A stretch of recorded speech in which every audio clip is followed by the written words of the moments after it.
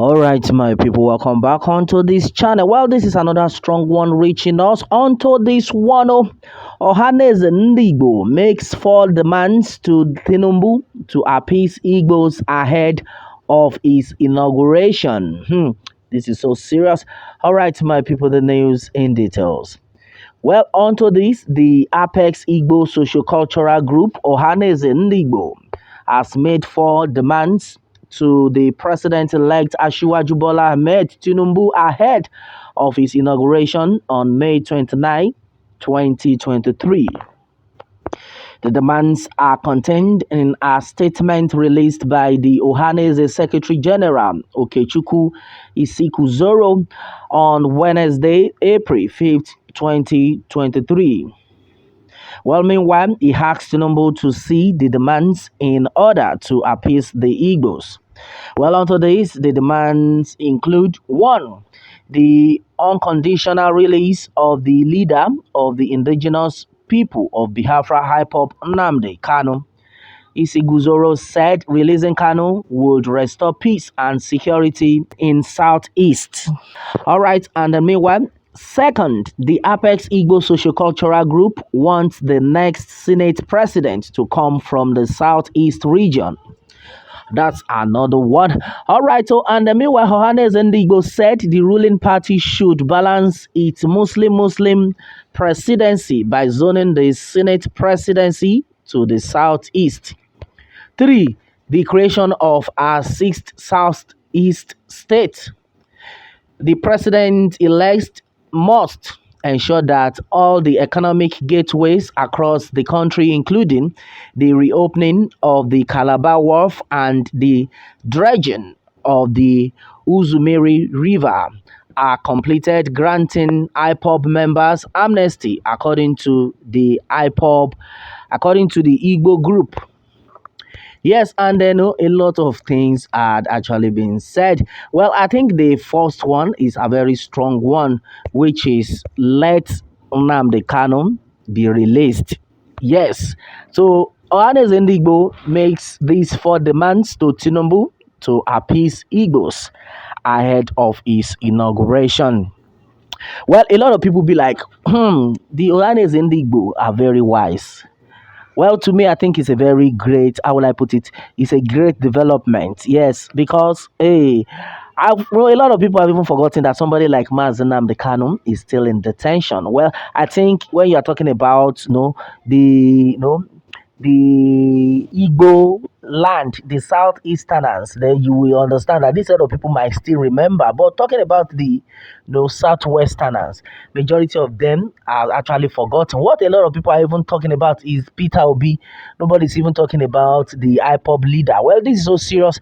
I think it's a very great request anyway, but I see what will definitely play out. I think this is a thing that is supposed to be done.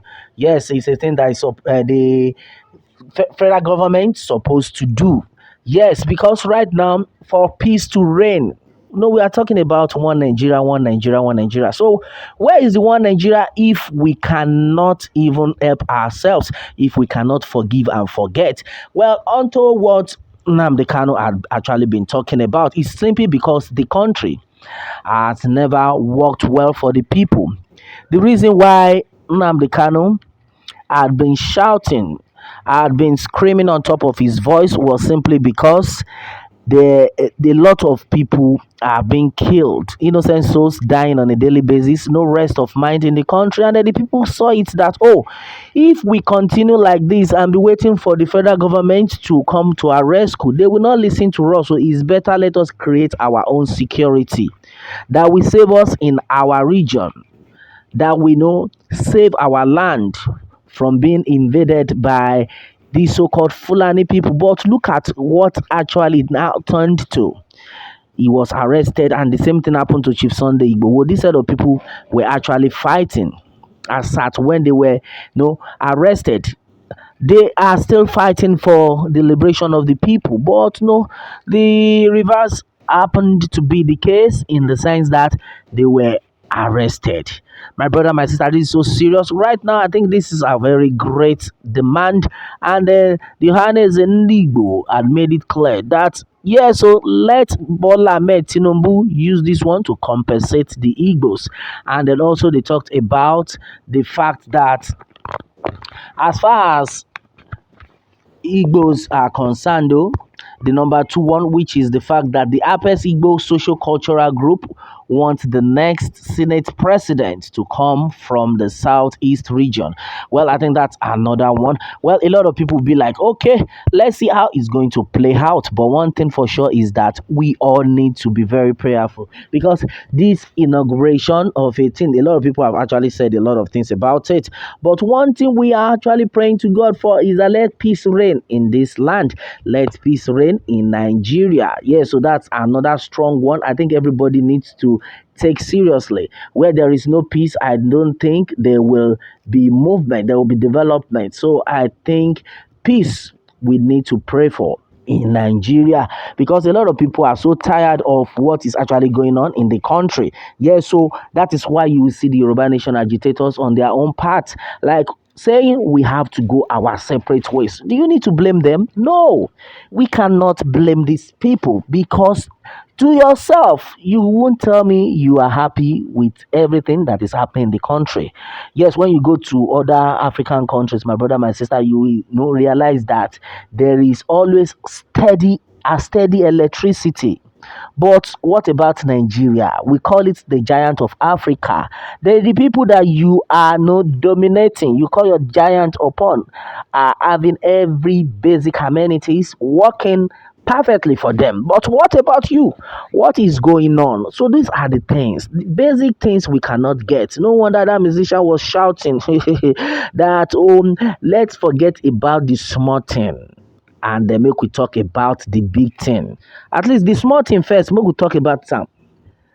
Let's talk about the small thing. Make we forget about the big thing. Aye, okpe meji. No be this life. The life no be true now. I be say we go dey suffer ourselves.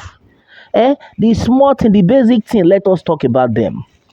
And when you take a look at what is going on in the country, you will notice that basic things are not being handled in the country. Basic things are not being responded to. Then tell me, who is happy? Who is that man that is telling me, oh, this is one Nigeria where there is no love, where people are suffering on a daily basis? That's exactly what it is. The Ohaneze and Ndigbo have actually requested for what they believe would at least be, pleasing to them. What they believe that, at least will be a form of no compensation to them. Yes, we can no longer continue in the way we are. Yes, so let us be free. Free us, let us be happy. Free Nnamdi Kanu. Let peace reign. Yes, I think the people to me, I think they've requested a wonderful thing. But let us look into this. Yes, talking about Muslim ticket. My brother, my sister, a lot of people are like, hey, Baba God, are you sure we are safe in this country? We have never experienced this before. But meanwhile, somebody came out and was telling us some days ago that forget it, or this so-called Muslim ticket, I think is something that we have to look into. It will work because we have been having Christian, Muslim, Christian. Yet we are suffering. Let's see if Muslim ticket will favor us. Do you actually believe that, my brother, my sister? Do you think this is another fry pan to fire? Well, that's what I am thinking anyway. I don't know what you are thinking, my brother, my sister. This is another one reaching us onto this. What more can we say? Meanwhile, let me have your own take, my people, on this. And remember to subscribe for more updates if you are new on this channel. All right. Thanks and God bless.